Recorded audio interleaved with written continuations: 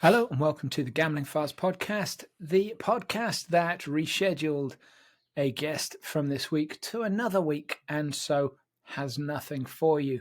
I am your host of Nothing, John Bruford, joined by my co-host of Nothing, Fintan Costello. Fintan, hello.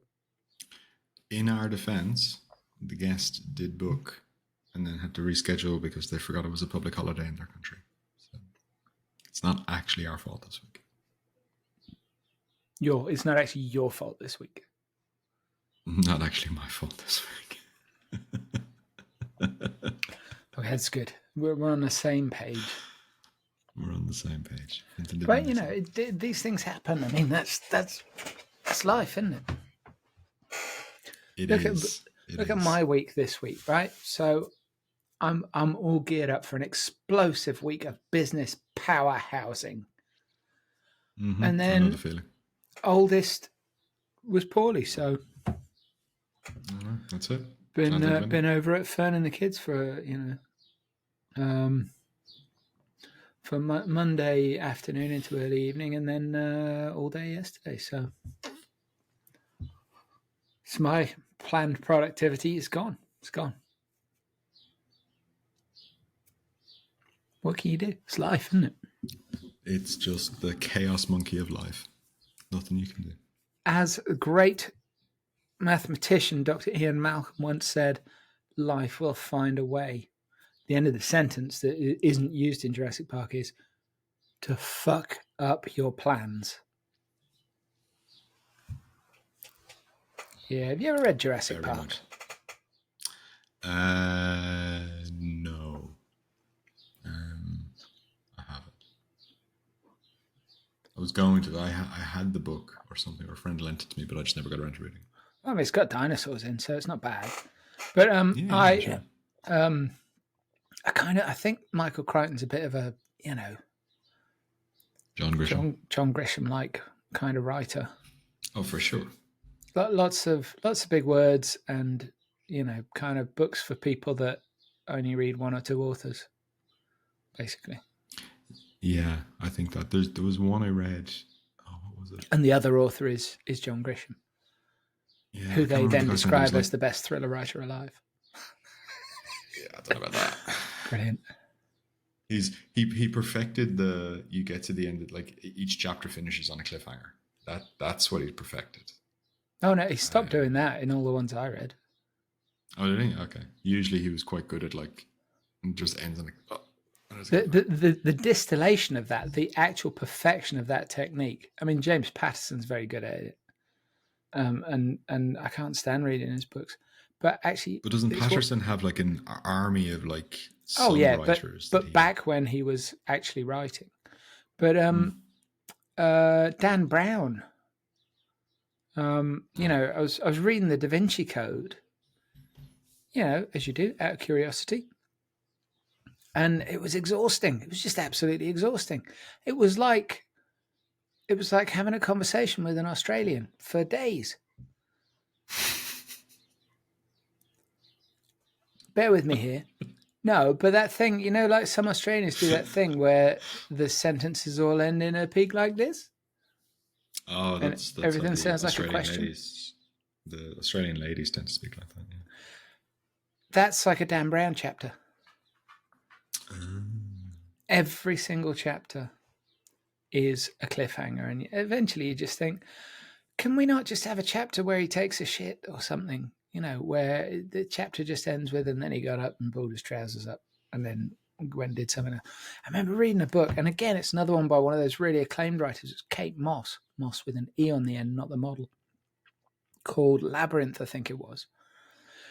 And this thing got incredibly good reviews and all that. And I was reading it and thinking, there's a lot happening here. And you got to have peaks and troughs. You got to build. And that wasn't that. It was just non-stop. And I sat down and I worked out the timeline of events in the book. And this was like a 600 odd page book. And this book was supposed to be taking place in like a day and a half. And you just think, but you haven't mentioned how tired everybody is yet. I mean, surely there's going to be a chapter on, he was really tired, so he had a nap. But no. But anyway, sorry, got sidetracked there. Yeah, Michael Crichton. Apparently he was very tall. Fun fact. And Lee Child as well, the guy that wrote the Jack Reacher books. He's apparently very, very tall as well. All right, okay. And he appears in one of the Tom Cruise Jack Reacher films, and I've got a feeling he's sitting down behind a desk as a result. Oh, because Tom doesn't like to be shown up to be. But what's interesting, I think Child's like 6'7" or something. Enormous. Oh, okay. But you can see it in Tom Cruise movies now, like how much CGI he's using versus like Tom Cruise in real life. So he's doing like, like Zoom and stuff, you can do the, smooth out the wrinkles and all that kind of stuff. So he's going full on special effects just for like his normal face versus Tom Cruise in real life. He is in outrageous shape for a gentleman of his age. Oh, for sure. For sure. I'm sure it's all the tethins or whatever he gets pumped into his body.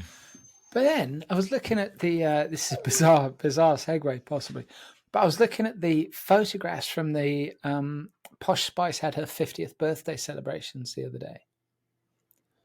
How exciting. And I was just looking at the photos, just totally in a, is this all work kind of thing. And I was struck by, the ladies, the Spice Girls, they look fantastic. And then I remembered how it's probably relatively easy to look quite good when you don't have to worry about paying your fucking bills. Money solves a lot of problems. That money doesn't make you happy, but it can't half help you sleep at night. Yeah, but then they still have problems, like Jerry Halliwell's. I know, of course they do. Christian Horner, and a friend of mine allegedly harassing his PA. A friend of mine used to date her. Oh yeah, but I can't go into that. I wish I could, but I can't. I really can't. But it's a very funny story about a train. We'll save that for the live event. Yeah, maybe. Let's see how sued I can get. But speaking of people, cost of living and worries, right? So we're gonna talk. Lawsuits. This in the post, Quentin. No, we're gonna talk about some of the news that's been going on, right? Yes. And there's a news story that I saw today that I'm not at all sure about, and I actually put it in the daily newsletter today, right? So this is on an affiliate website as well. So I don't think I've seen this on any of the B2B outlets yet. Okay. But apparently there are 600 unionized workers at Sunset Station Hotel and Casino, and more than half of them apparently want to drop the Culinary Union Local 226 as their labor representative. Employees are in the process of signing a decertification petition. The property's owner, Station Casinos, revealed on Monday. I don't know why they'd be talking about it. And so the business has stopped recognizing the union as the representative for the workers. Okay. Decertification petitions were previously signed in 2020 by a majority of workers at two of the company's other properties, Boulder Station and Palace Station. And I find that really weird. Not that I'm not suggesting for 1 second that Station isn't a good employer, and that some of their properties in Nevada are absolutely top bollocks, really, really excellent properties. But I made this point in the newsletter today, right? Energy prices are still really high. Fuel prices are going up and up and up again. The cost of food, it's like, consumer price index and all of that. People are saying, oh, inflation's going down. Yeah. But Tesco in the UK just, 2 weeks ago announced its profits had doubled in 12 months. While we're all being told, oh, it's cost of food. Yeah, it's going to be a squeeze. Yeah, and you've just fucking profiteered off the back of it. This is after, of course, in the 2008 recession, they took the opportunity to kill most of the full-time jobs and put almost everybody on their staff on part-time. So there's no holiday pay or sick pay requirements. So Wow. people are feeling squeezed and aggrieved and pissed off. And so even if they're a really, really good employer, that's no reason to take the union out of the equation. So it just feels a little bit funny to me. Because if they're a good employer, then the union doesn't have any issue with them, right? Like I was reading like some of the unionization attempts for say Amazon warehouses and stuff, and it becomes like a real battle. I thought, I was a really war. It really does. I was really surprised that like Amazon have been brutal, allegedly. So there's some but then Amazon, when you if look at anybody's listening, you could have your logo on the bottom of this glass. I'm just saying, sponsorship is available. But I was reading something else where they were saying like Amazon warehouses in certain areas have basically run out of people. There's such a high attrition rate that they've basically run out of people they can hire. Like they've just like mined the entire. It's like strip mining the population. Yeah, like, and everybody locally is going to say, "Jesus Christ, don't go and work there. This happened to me. That happened to me. I was treated like this." So it's an interest. Yeah. So unionization's an interesting one. You need it, but then you also they can have too much power. They can, so like if you look at and obviously I'm speaking as an English person, right? But if you look at the automotive industry in the US, like, I mean, I'm not an expert on this. I've read a reasonable amount. From things that I've read, I would argue that the unions played a significant part in the downfall of the industry. And if I remember correctly, I remember one of the unions had negotiated, and they were quick to strike. They didn't fuck about. But one of the unions had negotiated dental and medical for all of the workers and their entire families. Can you imagine the cost of that to the employer? But what do you mean their entire families? Spouse, children, but into retirement as well. I don't know whether it went down to grandchildren, but it was spouse, children, and all of that was ongoing into retirement. So basically, lifetime health benefits for you and your kids. So that doesn't even make any sense. I mean, it's hugely expensive, but if the union's got them over a barrel, what's the employer going to do? But then the business gets to circle the drain and then ultimately die. Look at Detroit. But then, fun fact, the auto union workers basically paid for Las Vegas. They were the ones lending the money to the mob, and that built Vegas. Fun fact. Yay. But it's, unions are, especially in times like this, unions are essential. I think absolutely so. Essential. But they can be too influential and too powerful. And if there's nothing to, that's the thing. Like I always say, it's all about how you contextualize and whether you contextualize your question, right? So I had an argument with somebody I had some business dealings with. I'm not going to name them. And I said, look, you want X amount of people to take X amount of pay cut. I guess, that's up to them. But you're still putting on a very grand Christmas event for your staff. And that doesn't look good because it's not a cheap thing to do that you're doing. It actually costs tens of thousands.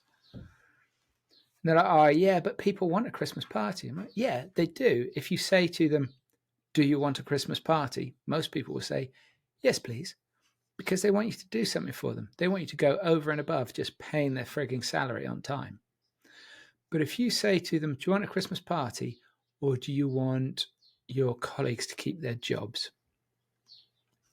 I think most people would pick the colleagues keeping their jobs, but you have to give it context. It's oversimplifying to say, oh, people like having a Christmas party. Sure, they do. Other people like having jobs, and they like to feel valued, and they like to feel that you're actually giving a fuck about them as a human being.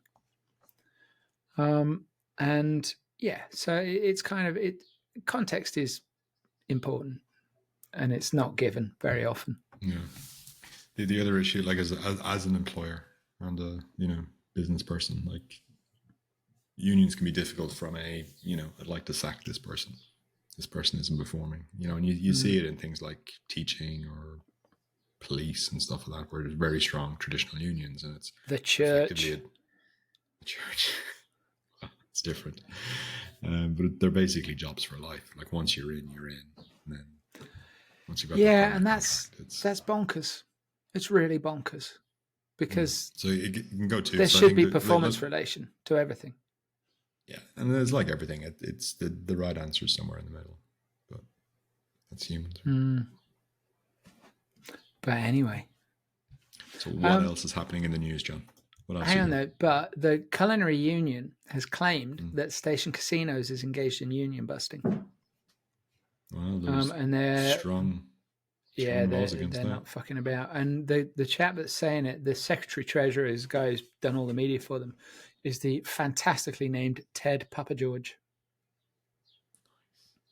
It's a good name. It's a good name.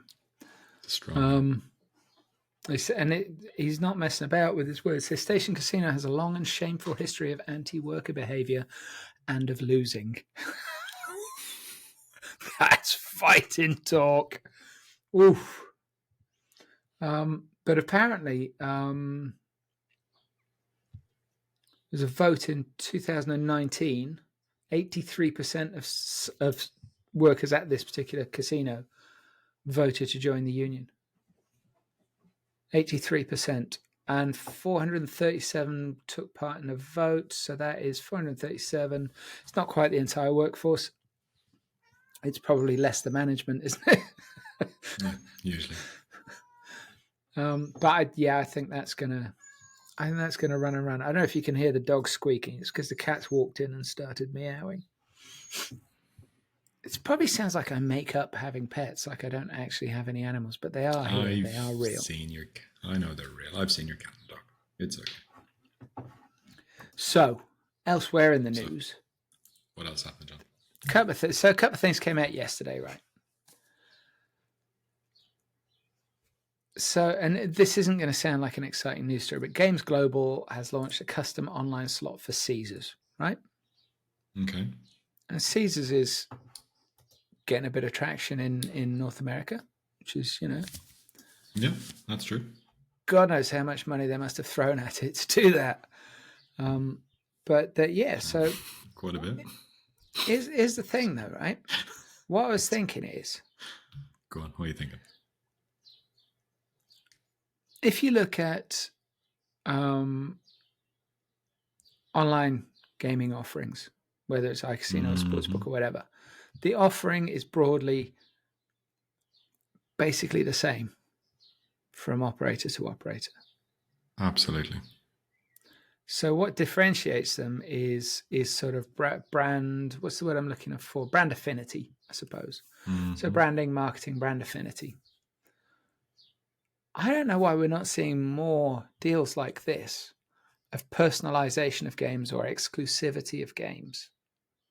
I mean, I know like a lot of operators or a lot of games publishers have bought smaller studios, so they've got a better, stronger, more robust creative pipeline. But this, like branding an actual game, I can't remember what the game was actually called, but it was actually Caesars was part of the game design. I don't know why there's not more of that. Party Casino used to do it quite a lot. Well, it's the perfect brand to do it with, isn't it? They used to have a whole thing. Games Global, are they like? Did they have a different name up until recently or something? No, they've only been around a couple of years. But it's like IGT or something. Walter Bugno who used to be one of the top geezers at IGT, is the top man at Games Global. Gavin Isaacs is on their board as well.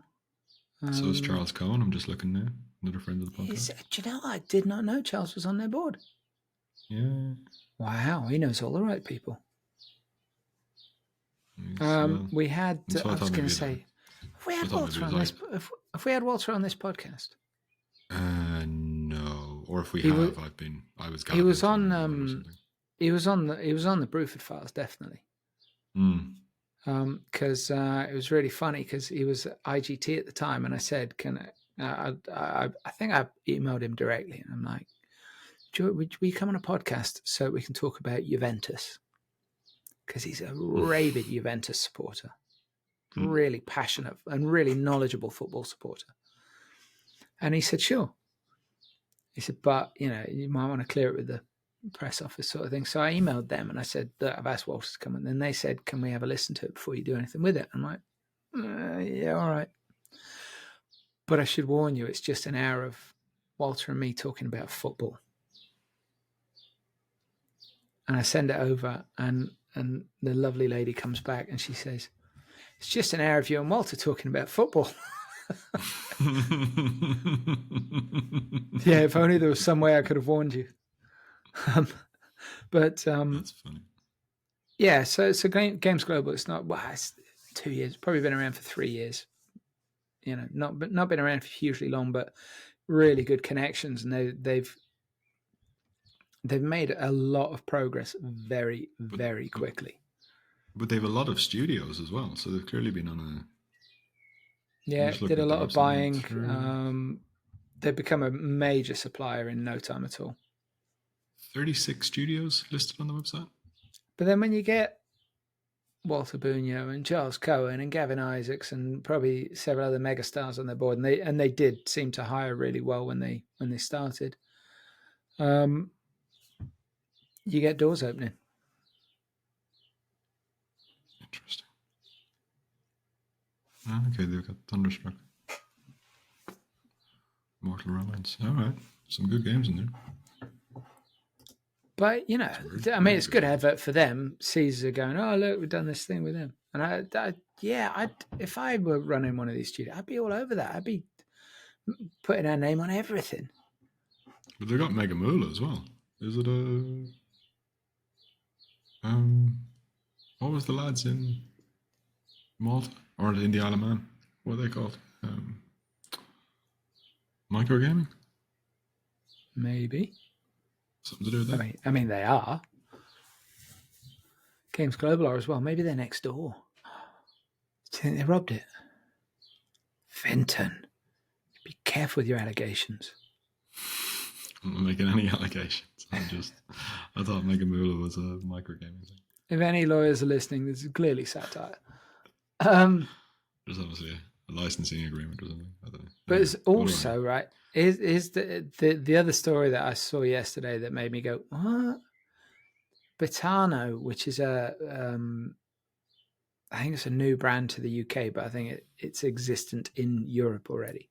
It's a massive Spanish language speaking sportsbook.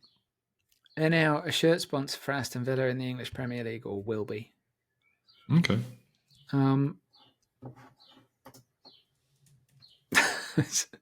I don't think they read that room particularly brilliantly. They are massive in. I know them from. They're big in Chile. That's Betano. Oh, okay. They do a lot in LATAM and kind of the Spanish speaking world. Well, when Villa announced a shirt partnership, no doubt having done their due diligence. Oh, look, lads, here's the check. Last summer, the supporters groups kicked off massively, and they ended up dropping the partnership. So I don't really see how this one's going to be any different.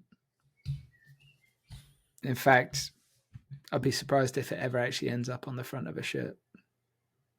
Do you think there was no questions asked? I see what you did there, and it's available throwback to a recent guest. Available from all good booksellers. if your It's probably supporters like have one of already the kicked last off about a gambling. partnership like that, why would you Well, it sign must be another like one? it must be like the last of the gambling shirt sponsorships, though. Right? This must be like If the I end remember of days rightly, for. it's due to run for 2 seasons, which takes it up to the last season where it's allowable. So I think that you've got 3 seasons from the start of next season. So including next season, season after that. Mm. I think Well, you've I'm got just three looking where they're seasons, and they've live. signed up for 2 years. They're But big it's in. coming to the UK, which is why it's a thing. I think. Well, I think it's more a case of, if you look at all the other countries they're live in, they all watch English Premier League, so it's all soccer countries. I'm pretty sure on the story or release, I can't remember which one I saw, but I'm pretty sure it said that it was launching in the UK. Oh, they've clearly got a they've got a .uk website. They haven't And if they launched hadn't, you would have just just registered yet. it, wouldn't you? Funny story about that.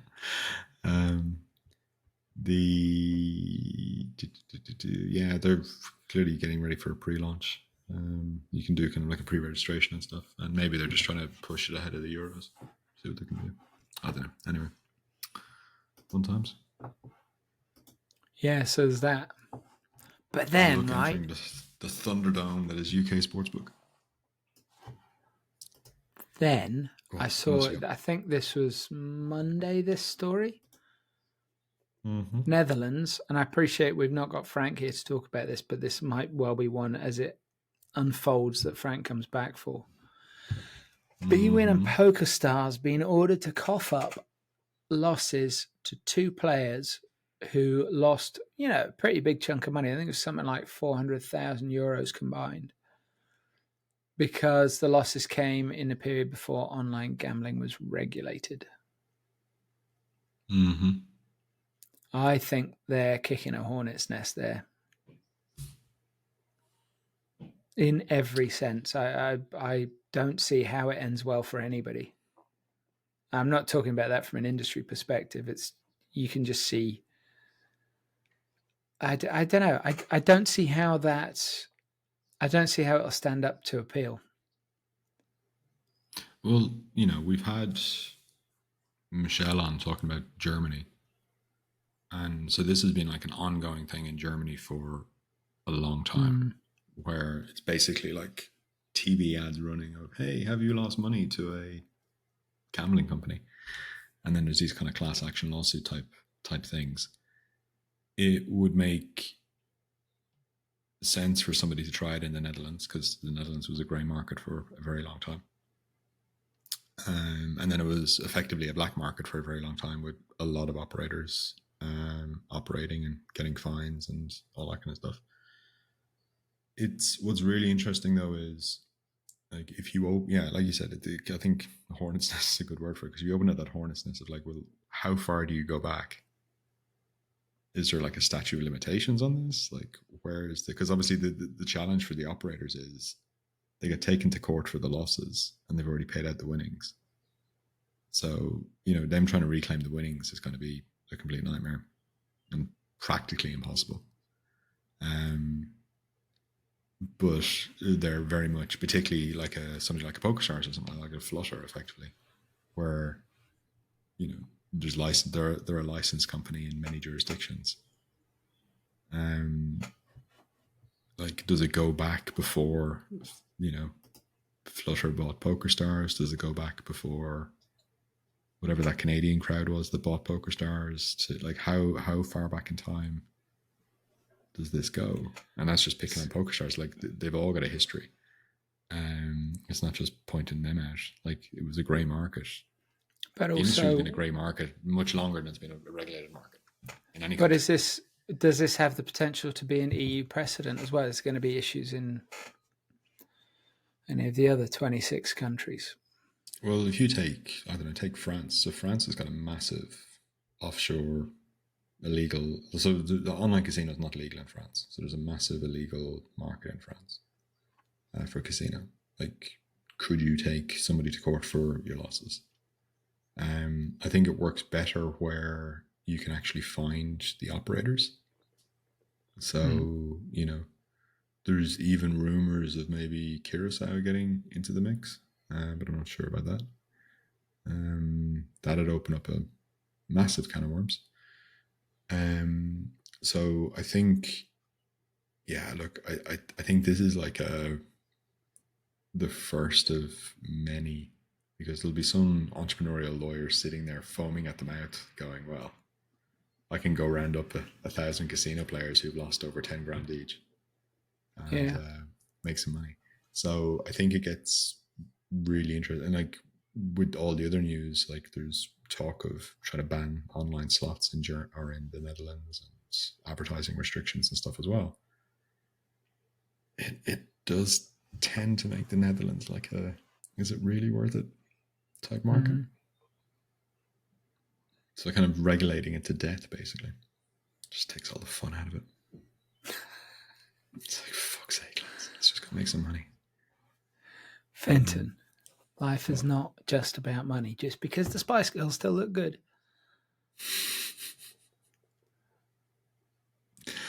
I don't know. Yeah, so I think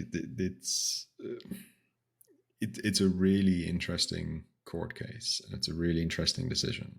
And you would imagine the gaming firms are throwing the entire army at it, because this becomes like, if this creates a precedent, it's crazy. Absolutely crazy. Mildly terrifying, potentially. I was reading a story on CDC about. I know this is land based, so I'm sorry, Fintan. But it's talking about threats faced by Atlantic City. Okay. Oh, it's pretty interesting because, like, I've said for years that, like, the smart thing that Vegas has always done is it's made Vegas really easy to get to. Loads of flights in and out from all over the US, from all of the major hubs within the US, from Europe, from Asia, etc. You can get to Vegas from almost anywhere. It's very smart. They really thought that shit through. Horrible airport, but moves a lot of people. And Atlantic City, they've kind of done the opposite. So there is an international airport, if I remember correctly, and it's international because I think there's like a flight a week from Canada. It's a nightmare to get to. You really can't fly in there from many places at all. So I mean, AC evolved to serve people around it, and Americans aren't, they're not fazed by traveling 3 or 4 hours to go do something, because the road infrastructure and all of that is still relatively new. So there's a huge catchment around Atlantic City, and they built the hotels and there's the boardwalk, and they put things on there. You'd have to be a complete moron to open a casino in Atlantic City and for it to not go really well, Mr. Trump. But anyway, now that they're talking about, oh Christ, where do you start? So Pennsylvania's legalized a load of stuff, and you've got, so you've got slot casinos in Pennsylvania. You've got, in Connecticut, you've got Foxwoods, which, for a run there was the most profitable casino in North America. You've got, and now you've got the potential. Why what? Why was it the most profitable casino in North America? Because it's right on the border with New York State. So it wasn't just in Connecticut; it was in Connecticut, pointing at New York. Got it. And I might be oversimplifying, and I'm sure we've got some listeners who would probably write to me and say, "You fool!" It definitely wouldn't be the first time. But now there's casino in theory, happening in New York City. And there have been zoning meetings for the 5 boroughs, and the zoning meetings are going ahead for rezoning properties to allow gambling properties, which is obviously a huge deal. Can you hear the cat? The cat agrees. It is a huge deal. Dude, what? He just walks in, meows. You say, what? And he turns around and struts out.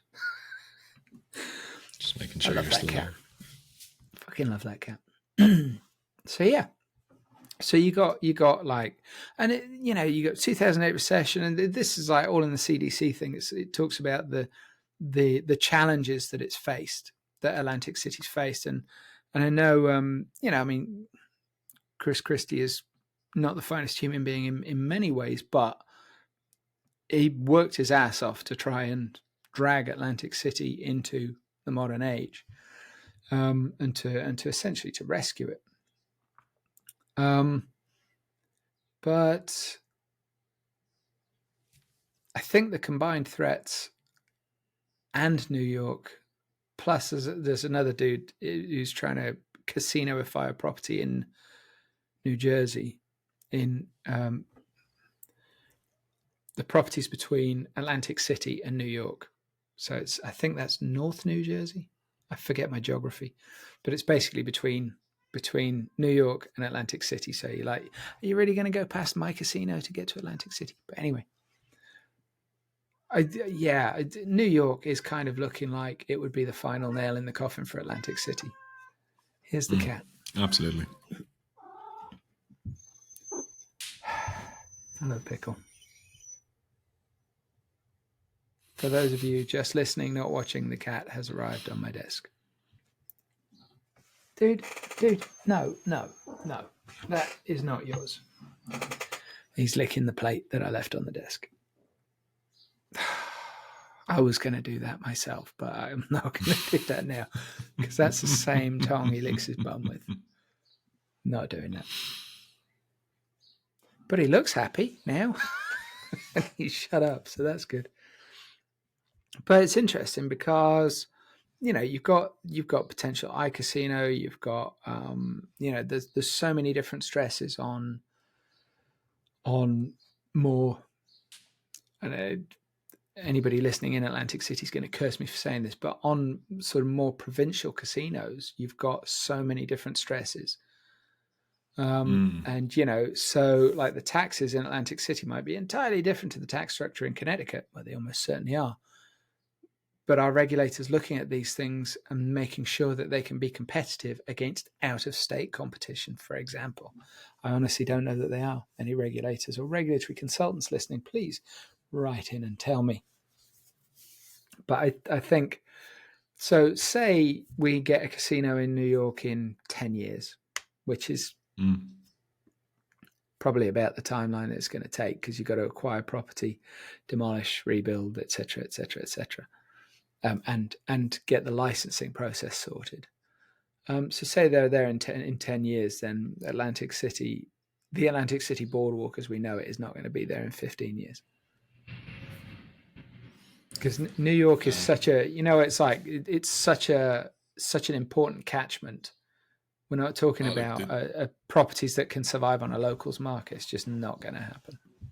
You know, there's enough rich people in New York alone, plus the massive tourist trade, plus, you know, the national tourist trade and the international tourist trade. There is one thing though, right? One thing, and this is going to sound a bit odd given the arguments that are going on about this, right? What if, now bear with me here. So New York was the first city in North America, I think, it might have been the first city in the world to have a indoor clean air act, right? Yeah, smoking. First place to ban smoking in public spaces. So you're not going to get, there's no way to grandfather a casino into that. A casino in New York would have to be a non-smoking space. Mm-hmm. What if Atlantic City casinos could stay smoking spaces? What if that's their niche? Yeah, but it's like, they'll just pump like loads of smoking. Like you see it in airports and stuff. Like they do it in California stuff too. Like you're in a bar, it's no smoking, but there's like a smoking lounge with massive air conditioning. They'll just go do that. Yeah. Because the 3-4 hours you've spent getting to Atlantic City in a car, you could have spent gambling. You know what I mean? Like it doesn't. I don't. But if you're in a hotel where you can, no, you're not going to be able to smoke in the bar, are you? You're not going to be able to. I think it's just the gaming floors. Can't remember. But anyway, I'm just saying, maybe there's a niche in some way to be exploited there. Maybe the future of that is to be a iron lung. But your thinking is right. Well, your thinking is right, though. It's okay. This threat is coming in the next however many years. What do we do now to maximize revenues, but also to build and defend our brand and make us, they've got to figure something out to survive. Otherwise, it's just a dead watch. Yeah. I mean, they've got some reasonable sized like concert venues and stuff. They can put on events. And they have done to great success. But New York's got like Madison Square Garden and New York. Yeah, it's got everything. So I think it'd have to be pretty like it needs to be more, which is tough because then you're not competing against New York, you're competing against Vegas. Well, Vegas has evolved that though so perfectly. It's evolved into that destination to go and do stuff. Yeah. But Vegas, considering the number of people that live there, the options for visitors and residents in terms of leisure activities are extraordinary. But not just because it's a place where you go and visit, but you have to have a certain amount of locals to sustain things like sports teams. Doesn't work otherwise. But then New York's got all the sports teams. It gets the UFC. It gets. My point is that Atlantic City can't do that. And what Vegas has now is it has an event all the damn time, all year round. It's not just let's go for New Year. It's let's go for Formula One. Let's go for fucking U2. Let's go for March Madness. Let's go for Super Bowl. Let's go. And it's constant turnover. Atlantic City's never going to be able to do that. Because the thing that was its strength, being close to these major metropolitan areas, is also its weakness because it can't compete with the infrastructure that they have for all of the other stuff. If they have gambling as well, there is no reason to leave Philadelphia, to leave New York. Fair. Very fair. So it's sad, but it's also kind of progress. Survival of the fittest. Yeah. Sad times. Hang on, I think I've just received a WhatsApp message from a regulatory consultant. Shit, I did that thing. I live streaming again, are we? I smiled. Oh no. No, my phone doesn't do. My phone doesn't do face recognition if I smile. It doesn't recognize me. It's like, you haven't got teeth. Who are you trying to pretend? You can add to it, right? You can do different faces and stuff. Thanks. But I just use the one that I have on most of the time, which is my unsmiling visage. No problem with that? I've got sort of a news story. Oh yeah. It's a little bit different. I found it on Twitter today. Now I'm going to butcher his surname, so I do apologize in advance. Jon Mahaffey, I'm going to say.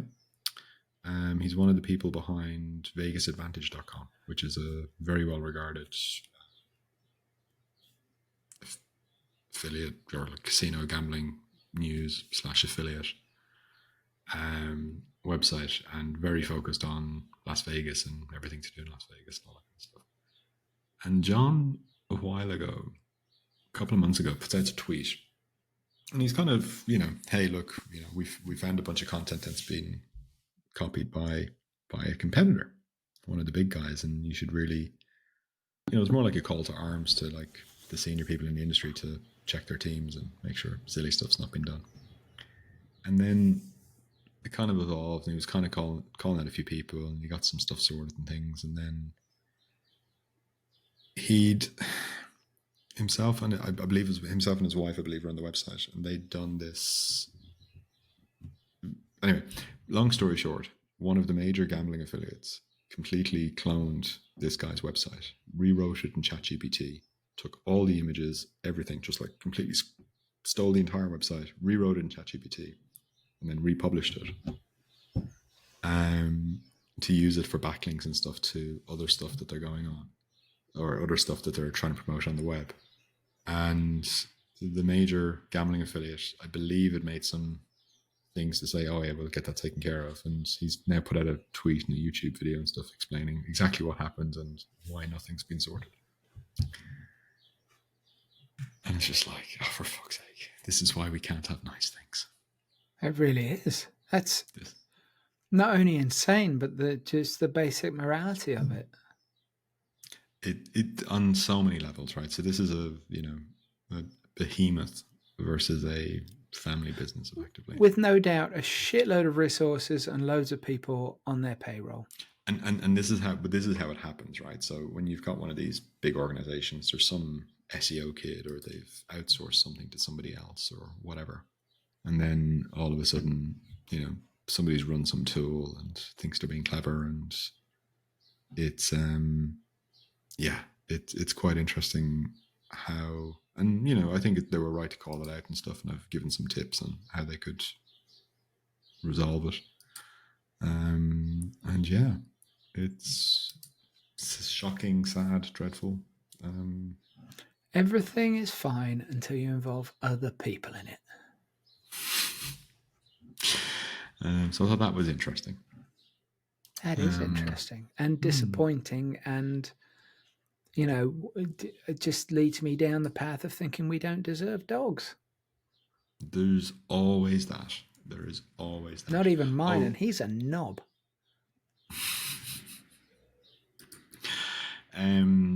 What else? 1 second. There was something else.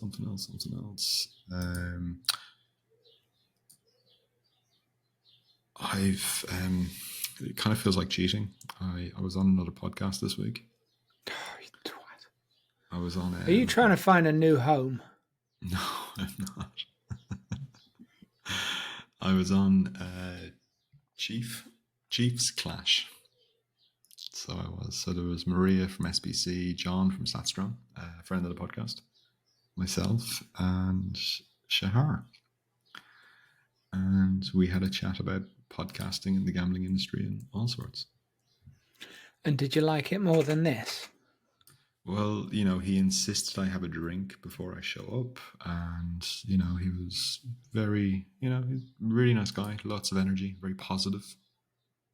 Hang on, no. Were you recording it in your own office? So he's like telling you to go and have your own drink. Yeah, for sure. And well, that's not as nice as you were making it sound. Then, I mean, I could say, hey, Fintan, go and have a drink. Go on.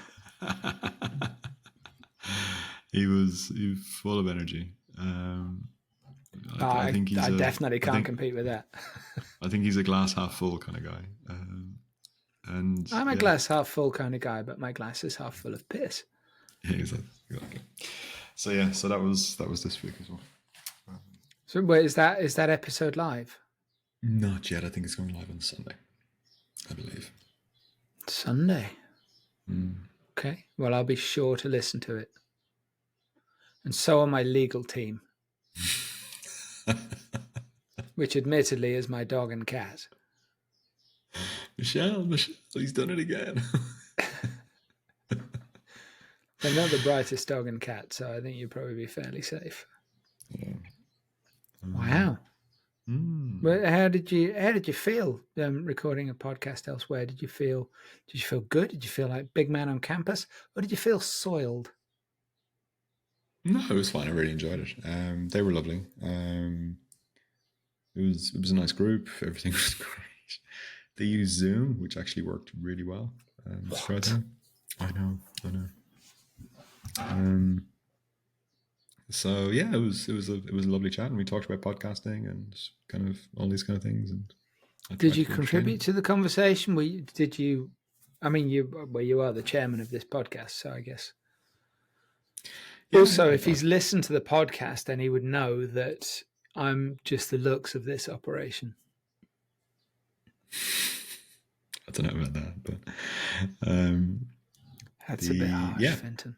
So I'm not even the looks of this operation. Not even the looks, John. Fucking hell, it sucks to be me. Dragging you along. So yeah, and yeah, I think that's about it. Okay. Do you ever feel pressure being a high achiever? Absolutely. It can get very overwhelming. And I'm not being, I know you're taking the piss a little bit, but it can be very overwhelming sometimes. It's like, oh my God, I'm doing too much. But a good night's sleep usually sorts it out. I used to be a bit of a high achiever, would you believe? I would. And then a burnout disabused me of those notions. Good times. But now in my early 20s, I was rampant. I was achieving to the left, achieving to the right. I was achieving everywhere I went. I wonder what that's like. so long ago, I've forgotten what it's like to achieve. Oh well. Maybe you can make some notes. Do you keep a diary? Could I read it? No, I don't keep a diary. Oh, maybe you should start, and then I can vicariously achieve. Maybe then I'll be a high energy podcast host. You are a high energy podcast host. Have you listened to this podcast? It's high negative energy. We never said which direction it was going in. See, I got a smile out of you. You're my favorite. It's okay. Oh no, I just sat on one of my testicles. It was a grimace.